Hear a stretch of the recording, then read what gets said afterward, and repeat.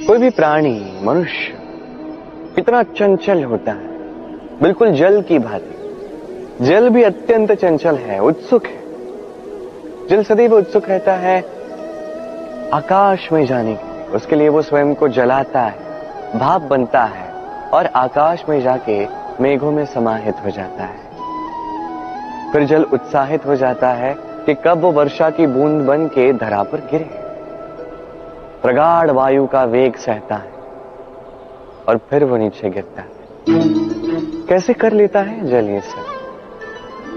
इसका उत्तर ये है कि जल यात्रा का मंतव्य, उसका महत्व समझता है। और सत्य कहूं तो ये यात्रा होती भी अत्यंत महत्वपूर्ण है।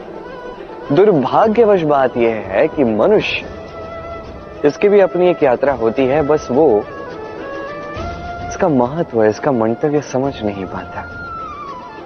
वो बस पीछे पड़ा रहता है लक्ष्य को प्राप्त करने के। किंतु जीवन का जो वास्तविक सुख है वो इसी यात्रा में है। तो इस यात्रा को जीना सीख जाए, इसका आनंद लेना सीख जाए।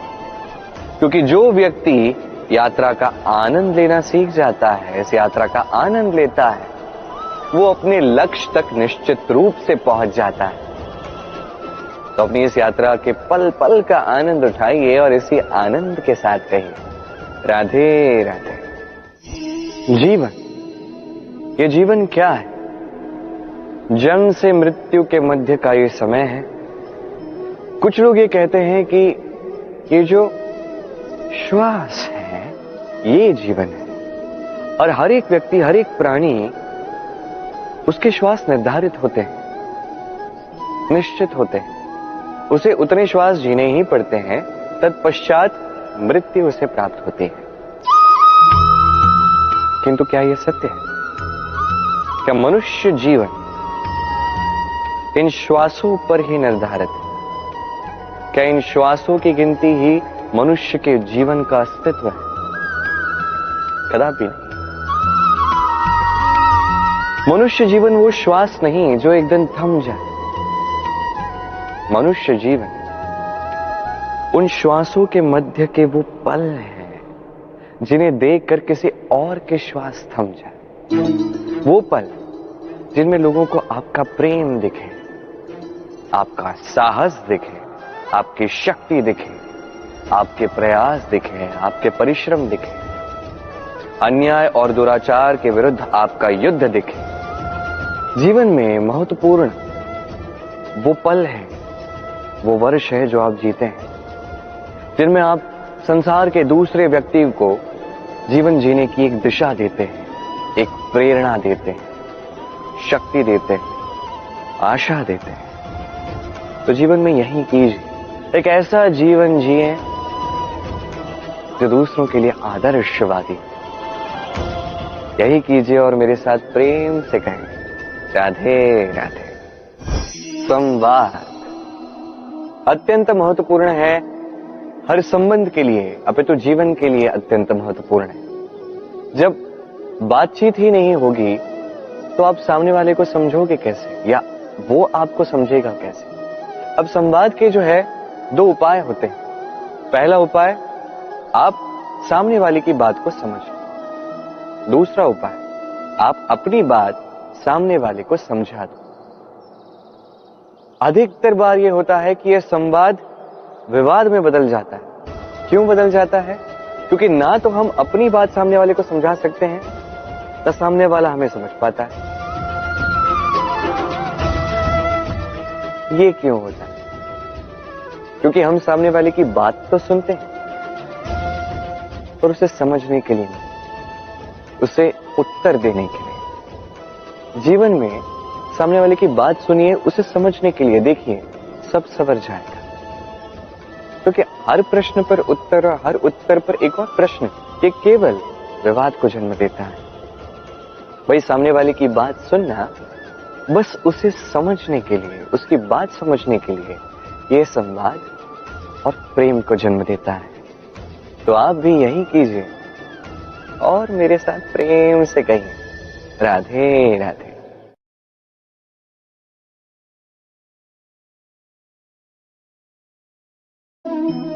एक ऐसा भाव जो हम सभी जीवन में चाहते हैं। अब ये सोच के देखिए कि हम अपनी प्रसन्नता के लिए किसी और को उत्तरदायी क्यों मानते हैं। आज इसने कुछ ऐसा किया और इसी कारण से मैं दुखी हूं। आज इसने एक ऐसा कर्म कर दिया कि मेरा मन प्रसन्न हो गया।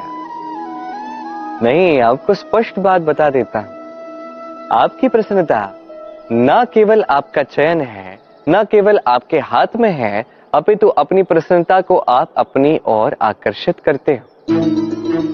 पुष्प को देखिए, पुष्प इसका सुगंध फैलता है और ये पुष्प अपनी ओर कीट पतंगों को आकर्षित करता है। वही देखिए, कीट पतंगे कैसे आकर्षित करते हैं? गिरगिट या मेंढक, कुछ ऐसे जीवों को। अब पुष्प जो है, कीट पतंगों के होने से इस पुष्प का विकास होता है, ये और खिल उठता है, इसका वंश और बढ़ता है। तो इसका तात्पर्य सरल है, पुष्प ने उचित व्यक्ति को अपनी ओर आकर्षित किया। यही कीट पतंगों की बात की जाए तो ये किसे आकर्षित करते हैं? उन्हीं को जो उन्हीं का आखेट करेंगे, उन्हीं का शिकार करेंगे। अब किसे आप अपनी ओर आकर्षित करना चाहते हो, चयन आपका है। क्या आप प्रसन्नता को अपनी ओर आकर्षित करना चाहते हो या अप्रसन्नता को करना चाहते हो, चयन आपका है। आप जीवन में जो कुछ भी पाओ, सुख दुख, आशा निराशा, प्रसन्नता अप्रसन्नता, आप ही के चयन का परिणाम है। तो उचित चयन कीजिए और मेरे साथ प्रेम से कहिए, राधे राधे। आप कभी किसी पर्वत पर चढ़े? कहा जाता है कि पर्वत पर जब हम ऊपर चढ़ रहे होते हैं तो दुर्घटना का संकट थोड़ा कम होता है। वही पर्वत से नीचे उतरते हुए दुर्घटना का संकट और भी अधिक हो जाता है। अर्थात उतरते समय हमें और संतुलन बनाए रखना पड़ता है और सावधान रहना पड़ता है, इस विवेक को जागृत रखना पड़ता है। अब जीवन में सफलता के शिखर के साथ भी यही बात है। जब हम सफलता के पर्वत पर चढ़ रहे होते हैं तो हमारा ध्यान वैसे ही हमारे लक्ष्य पर होता है। हम निरंतर प्रयास करते हैं, परिश्रम करते हैं, हमें वो उत्साह होता है, वो साहस होता है। किंतु एक बात सत्य है, हर चढ़ाव के पश्चात उतार अवश्य आता है। और यही उतार है जहां अधिकतर लोग स्वयं को संतुलित नहीं रख पाते और वहीं गिर जाते हैं। तो जीवन में यदि सफलता के शिखर तक पहुंचना है तो आपको निरंतर प्रयास करने होंगे, संघर्ष करना होगा, परिश्रम करना होगा और अपने लक्ष्य पर सदैव ध्यान केंद्रित करना होगा। तो आपको अपना लक्ष्य अवश्य प्राप्त होगा। किंतु जब उतार का समय आएगा, जो निश्चित रूप से आएगा, तब आपको संघर्ष करना ही होगा, धैर्य रखना ही होगा, सावधान रहना ही होगा, संतुलन बनाए रखना ही होगा। यह अति आवश्यक है, क्योंकि अगला सफलता का शिखर भी तो आपको पार करना है और उसके लिए इस उतार से सुरक्षित रूप से आपको उतरना भी तो है कि नहीं? आइए और मेरे साथ प्रेम से कहिए, राधे राधे। चक्रवात, जब ये चक्रवात आता है तो तीव्र आंधियां चलती हैं। ऐसे में कुछ वृक्ष ऐसे होते हैं जो अत्यंत कठोर होते हैं, तन के खड़े रहते हैं। वो वृक्ष जो 10 वर्ष से या सहस्त्र वर्ष से खड़े होते हैं, उन्हें आप बड़ी सरलता से हिला नहीं सकते। किंतु चक्रवात, इसकी आंधी इतनी तीव्र होती है, इसके पवन में इतनी प्रबल शक्ति होती है कि इन वृक्षों को वो गिरा देती है। ये वृक्ष नष्ट हो जाते हैं।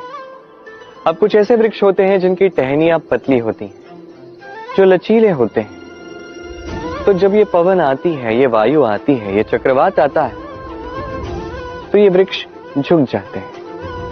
और जब ये चक्रवात शांत हो जाता है, चला जाता है, तब ये पुनः सीधे हो जाते हैं। अब इसे आप क्या कहेंगे? क्या समझेंगे?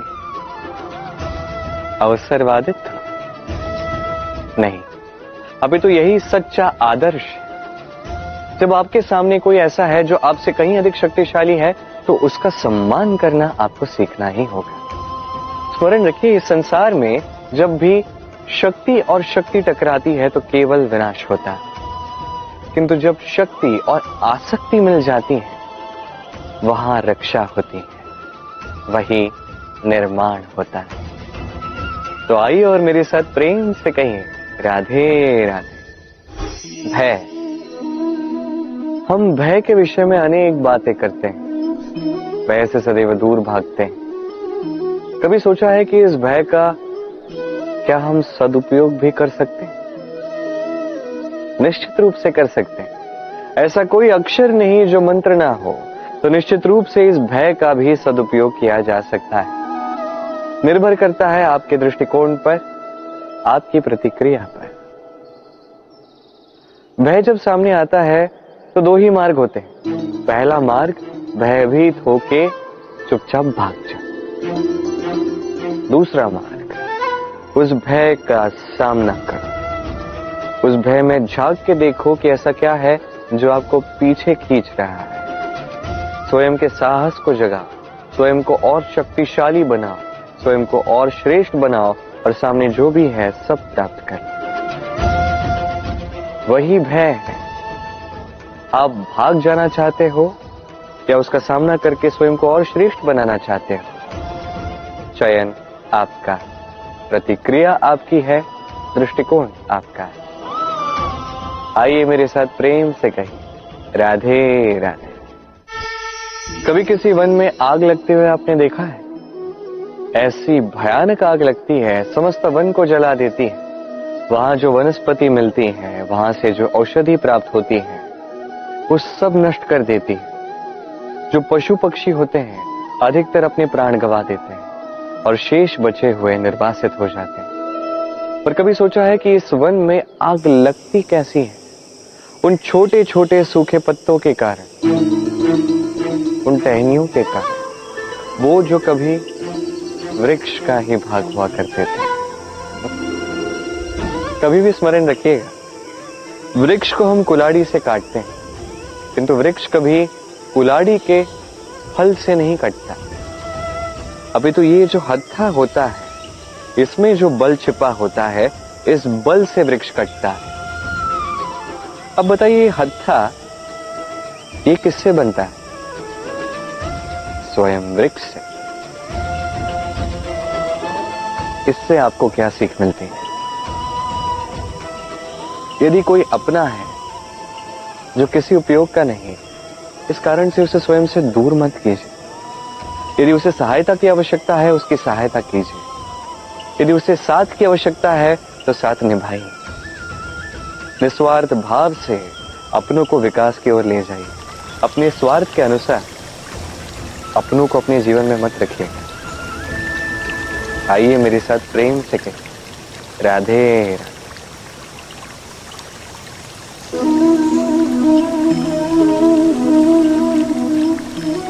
मोती, ये मोती सभी को मोहित कर देते हैं, अपनी ओर आकर्षित करते हैं।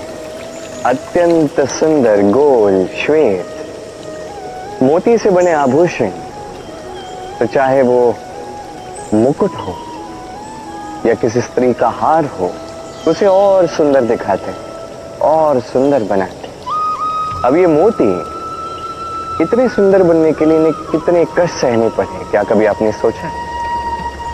ये मोती सीपियों से निकलते हैं। सीपी जो समुद्र की गहराई में नीचे होती है, इसे कितने कष्ट सहने पड़ते हैं। पानी का दबाव सहना पड़ता है, खारा पानी सहना पड़ता है। इतने कष्ट ये सीपी सहती है, इतने कष्ट ये मोती सहती, तब जाके तो ये इतने सुंदर बनते हैं। यदि आप भी अपने परिश्रम की सुंदरता, अपने पराक्रम की सुंदरता इस संसार में प्रकाशित करना चाहते हैं, तो आपको भी तो कष्ट सहने ही पड़ेंगे।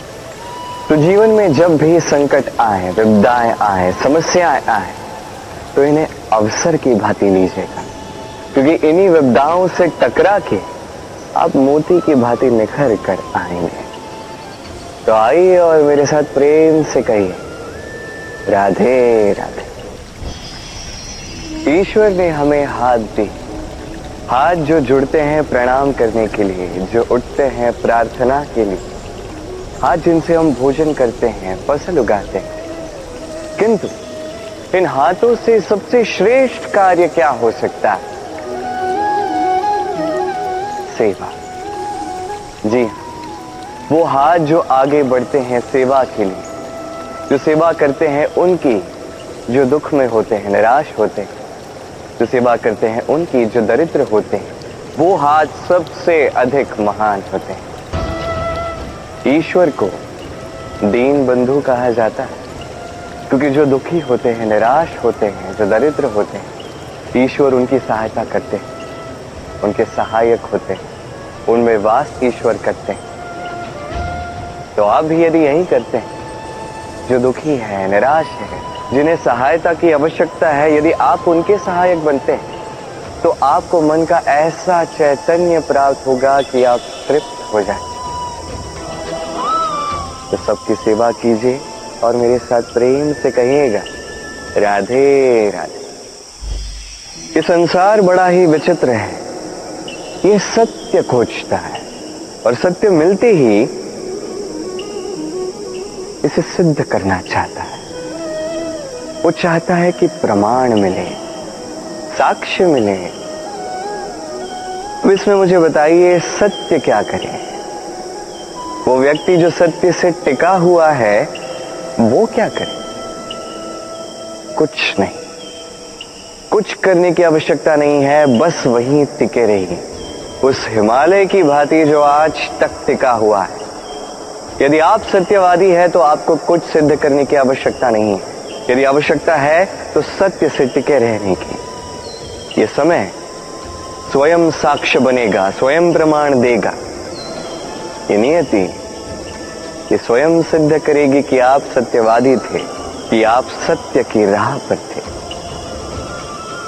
तो आइए और मेरे साथ प्रेम से कहिएगा, राधे राधे। कहते हैं जीवन का आधार होता है संबंध, प्रसन्नता का भी, ईश्वर से मिलने का भी। अब इस संबंध का आधार क्या है? सेवा नहीं, समझौता नहीं, अपेक्षा नहीं। इस संबंध का आधार होता है विश्वास। यदि यह विश्वास टूट गया तो समझ लीजिए संबंध रूपी ये भवन, इसकी नींव ही टूट गई। अब जब नींव टूट जाती है तो उस पर किसी भवन का निर्माण कभी हो नहीं पाता, संभव ही नहीं है। इस समस्त संबंध का विश्व विश्वास में वास करता है। यह विश्वास अत्यंत महत्वपूर्ण है। यह विश्वास ही है जो मैं और राधा किसी सांसारिक बंधन में ना बंध के भी एक अत्यंत दिव्य अलौकिक बंधन में बंधे। ये विश्वास ही है जो 11 अक्षौहिणी सेना के समक्ष अर्जुन खड़ा रहा और जीता भी। ये विश्वास अत्यंत महत्वपूर्ण है। तो विश्वास करना सीखे, विश्वास देना सीखे, विश्वास निभाना सीखे और मेरे साथ प्रेम से कहें, राधे राधे। क्या आप जानते हैं कि आपके जीवन में आपका वास्तविक जीवन साथी कौन है? माता पिता, भाई बहन, पति पत्नी? नहीं, आपका वास्तविक जीवन साथी है आपका शरीर। वो शरीर जिस पर कभी आप ध्यान ही नहीं देते, है कि नहीं? अब जो व्यक्ति इस रहस्य को समझ जाता है उसका जीवन वैसे ही शुभ हो जाता है। अब आप स्वयं देखिए ना, चाहे संसार का भला करना हो या सत्य की रक्षा करनी हो, चाहे दुष्टों से युद्ध करना हो या मित्र की रक्षा करनी हो, ये शरीर ही तो काम आता है। तप में, बलिदान में, परिश्रम में ये शरीर ही तो आधार है कि नहीं? तो हमारा ये कर्तव्य है कि हम अपने शरीर का ध्यान रखें। हम क्या खाते हैं, हमें क्या खाना चाहिए ये समझें। क्या सुपाच्य है क्या नहीं ये जानें, क्योंकि जैसा अन्न होगा वैसा मन होगा। जितना अच्छा अन्न उतना अच्छा मन, और स्वस्थ शरीर ही स्वस्थ मन का आधार है, ये स्मरण रखिएगा। और जब मन स्वस्थ होगा तो सारे शुभ मंतव्य पूर्ण होंगे। तो आइए और मेरे साथ प्रेम से कहिए, राधे राधे। मनुष्य की सबसे बड़ी शक्ति क्या है? उसका बाहुबल, अर्जित किया हुआ धन, या उसके पीछे खड़े रहने वाले उसके समर्थकों की या प्रशंसकों की सेना, या ईश्वर का आशीर्वाद? क्या है? मनुष्य की सबसे बड़ी शक्ति एक ही है और वो हर मनुष्य में है, और वो है उसका अपना अस्तित्व, जो अन्य किसी का नहीं है। संसार में अनेक लोग हैं पर कोई आपकी भांति नहीं है। ये आपकी शक्ति है, आपकी स्वयं की एक शक्ति है। दुर्भाग्यवश अधिकतर लोग यही समझ नहीं पाते, अपनी शक्ति पहचान नहीं पाते। किंतु यदि आप पहचान जाए तो आप अपने भीतर अनुभव करेंगे असीम ऊर्जा का संचार। जिस सफलता के मार्ग पे आप चल रहे हैं, आप देखेंगे ये इस मार्ग के द्वार अपने आप खुलने लगेंगे। बस आवश्यकता है तो इस शक्ति को पहचानने की, अपनी इस विशेषता को पहचानने की, क्योंकि ये आपकी विशेषता ये कभी आपसे दूर नहीं जाएगी, सदैव आपके साथ जुड़ी रहेगी। बात करें हम बाहुबल की तो समय के साथ वो भी चला जाएगा। बात करें हम धन की तो समय के साथ वो भी चला जाएगा। मित्र, परिवार, बंधु, आशीर्वाद सब समय के साथ कहीं ना कहीं आपसे दूर जाने वाले हैं, कहीं आप भी जानते हैं। किंतु ये आपका अस्तित्व, आपकी विशेष शक्ति जो केवल आप में है, ये सदैव आपके साथ जुड़ी रहेगी। आवश्यकता है तो इसे पहचानने की, स्वयं पर विश्वास रखने की और जीवन में आगे बढ़ने की। आप ये करेंगे, सब आपको देख के ये आपसे सीखेंगे। तो यही कीजिए और मेरे साथ प्रेम से कहिएगा, राधे राधे। अमृत क्या है? हम सभी जीवन में चाहते हैं कि हमें अमृत मिले, परंतु ये अमृत है क्या? क्या अमर होने का एक मंत्र है या आगे बढ़ने का कोई मार्ग है? क्या अमृत वो रस है जो असुरों ने और देवताओं ने समुद्र मंथन करके प्राप्त किया? या वो औषधि है जो ऋषि मुनि ने वन में भ्रमण करके खोज निकाली? अमृत यदि कुछ है तो वो है आशा। कभी किसी माता को देखिए, वो अपनी संतान को कितना सहेज के रखती है, उसका ध्यान रखती है, उसे संभालती है, इस आशा में कि आगे जाके यही संतान कुछ बड़ा करेगी, उन्हें प्रेम से रखेगी। अब आगे क्या होने वाला है हम नहीं जानते, अगले पल क्या होने वाला है हम नहीं जानते, अगले पल आप जीवित रहेंगे या नहीं ये भी आप नहीं जानते, परंतु हम वर्षों की योजना बना देते हैं। अरे ठीक भी, देखिए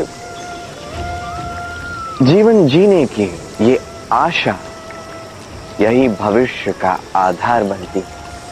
तो ये आशा महत्वपूर्ण है, इसे अपने साथ ही रखिए। कहा जाता है ना कि जो व्यक्ति निराश है, जिसमें कोई आशा शेष नहीं है, वो जीवित तो है किंतु फिर भी एक मृत्य जीवन जी रहा है।